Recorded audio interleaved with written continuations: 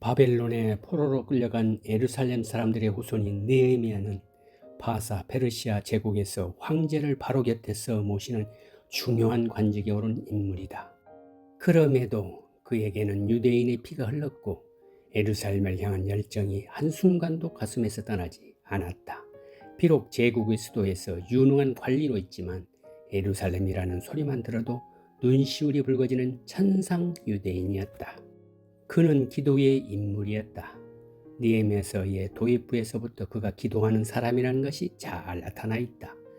바사의 수도 수상궁에 있던 느헤미야는 형제 가운데 한 명인 유대에서 바사로 온 한나니로부터 예루살렘의 소식을 듣는다.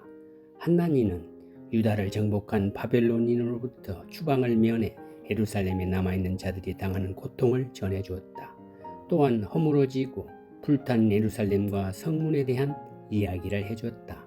예루살렘이 함락된 지 150년이 지났지만 여전히 그 땅은 황폐해져 있는 상태이며 거기에 사는 유대 기층민들의 삶은 고통의 연속이라는 사실에 느헤미야는 충격을 받고 울음을 터뜨린다. 한나니의 말을 들은 그는 아마도 털썩 주저앉아 망연자실한 표정으로 눈물을 흘렸을 것이다. 느헤미야는 가만히 울고만 있지 않았다. 하나님 앞에 나아가 금식하며 기도했다. 사실 이것은 유대인의 정체성을 잊지 않는 성공한 디아스포라 느헤미야가 행할 가장 강력한 행동이었다. 내가 이 말을 듣고 앉아서 울고 수일 동안 슬퍼하며 하늘의 하나님 앞에 금식하며 기도하여 이르되 하늘의 하나님 여호와 크고 두려우신 하나님이여 주를 사랑하고 주의 계명을 지키는 자에게 언약을 지키시며 긍휼을 베푸시는 주여 간구하나이다. 이제 종이 주의 종들인 이스라엘 자손을 위하여 주야로 기도하오며 우리 이스라엘 자손이 주께 범죄한 죄들을 자복하오니 주는 귀를 기울이시며 눈을 여시사 종의 기도를 들으시옵소서. 느헤미야 1장 4절에서 6절. 느헤미야는 하늘의 하나님 여호와 크고 두려우신 하나님께 기도했다. 페르시아라는 강대국 속에서도 그는 하나님의 통치가 예루살렘은 물론 바사와 온 땅에 미침을 깊이 인식하고 살았음이 틀림없다. 그러면서 그는 이스라엘의 죄악을 고백하며 회개한다. 부득이 해외에 거주하게 된 디아스포라가 전 이스라엘 민족의 죄를 부둥켜 안고 하나님께 자복하고 회개한 것이다. 그러면서 느헤미야 역시 다른 위대한 기도의 사람들과 마찬가지로 하나님의 속성과 약속을 다시 상기시켜 드린다. 옛적에 주께서 주의 종 모세에게 명령하여 이르시되 만일 너희가 범죄하면 내가 너희를 여러 나라 가운데에 흩트릴 것이요 만일 내게로 돌아와 내 계명을 지켜 행하면 너희 쫓긴 자가 하늘 끝에 있을지라도 내가 거기서부터 그들을 모아 내 이름을 두려고 택한 곳에 돌아오게 하리라 하신 말씀을 이제 청하건대 기억하옵소서. 느헤미야 1장 8절 9절. 하나님이 지난 시절에 하신 말씀을 토대로 유대 동족들에게 새로운 길을 열어주시기를 귀환의 역사가 이루어지도록 도와달라고 호소한 것이다.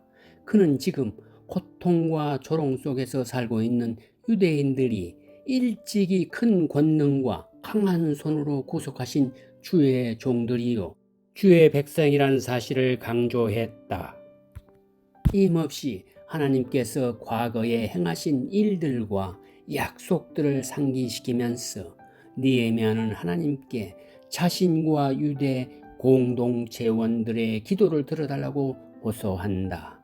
그의 기도를 읽다 보면 과거 조선시대 신하들이 왕에게 상소를 올리면서 통촉하소서 전하, 종들의 요구를 들어주소서 라고 끈질기게 호소하는 모습이 연상된다. 주여 구하오니 귀를 기울이사 종의 기도와 주의 이름을 경영하기를 기뻐하는 종들의 기도를 들으시고 오늘 종이 형통하여 이 사람들 앞에서 은혜를 입게 하옵소서. 느헤미야 1장 11절. 수구 초심은 여우가 죽을 때에 머리를 자기가 살던 굴 쪽으로 바르게 하고 죽는다는 말로 고향을 그리워하는 마음을 비유한 고사성어다. 느헤미야를 수식할 수 있는 단어가 바로 수구조심이라고 생각된다. 몸은 바사에 있지만 그의 마음은 예루살렘에 가 있었다. 누구도 그 마음을 빼앗을 수 없다. 예루살렘을 향한 간절함, 유대의 동족들을 향한 국민의 마음을 간직했기에 그는 금식하며 하나님께 민족의 운명을 위해 기도할 수 있었던 것이다. 느헤미야는 신실한 기도의 사람이면서 추도 면밀한 전략가이기도 했다. 그는 자신이 지닌 것들을 잘 활용할 줄 아는 유능한 사람이었다. 능력이 있으면서도 사람들로부터 인정과 사랑을 받았을 것이다. 솔직히 능력 있는 사람이 사랑받기는 쉽지 않다. 인간의 속성이 그렇다. 그럼에도 느헤미야는 이 둘을 가졌던 것 같다.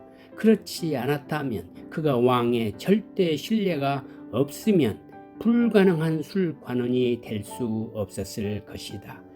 그는 지혜롭게 왕의 기분을 맞추며 유다로 가서 무너진 성읍을 재건할 수 있도록 허락해달라 부탁한다.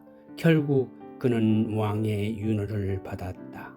느헤미야는 하늘과 온 땅의 왕이신 하나님은 물론 이 세상의 현실적 왕으로부터 응답을 받을 수 있었다. 그 비결이 무엇이었을까?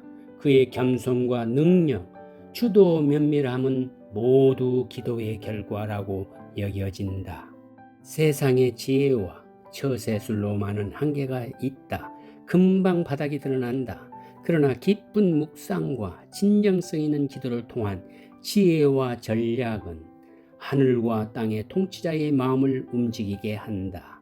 바사의 아닥사스 왕은 느헤미야의 청을 허락하고 후원까지 했다. 느헤미야는 예루살렘으로부터 들려온 동족들의 처지와 그 땅의 현실을 외면하지 않았다. 그는 자신이 할 수 있는 것과 지닌 것을 통해서 현실적 상황을 바꾸기 위한 작업을 시도했다. 사실 그것은 말처럼 쉽지 않다. 제국의 시스템이 주는 달콤함 속에 젖어 있는 사람들은 그 같은 시도를 할 수 없다. 제국의 시스템 속에 머물지만 그 안에서 생명을 품고 정체성을 지키며 사는 사람, 마음속 깊은 곳에 빼앗기지 않는 고향을 향한 열망을 지닌 사람만이 그 같은 시도를 할 수 있다. 기도는 우리를 영원히 고향으로 연결시켜 준다. 제국에 있지만 본향을 생각하게 해준다. 느헤미야의 기도와 그의 헌신을 통해 예루살렘의 성벽이 재건되었다. 산발랏, 도비야, 겟셈 등의 조롱과 방해를 뚫고 사명을 완수하기까지 기도는 모든 일의 중심에 있었다.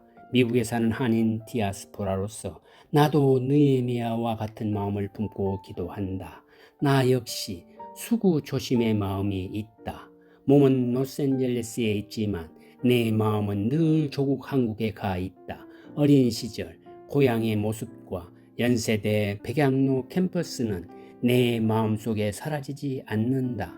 조국의 어려운 상황에 대한 뉴스를 접할 때마다 나는 느헤미야의 심정으로 하나님께 기도하며 호소한다. 주님, 부디 대한민국과 한민족을 구벼 살펴주소서.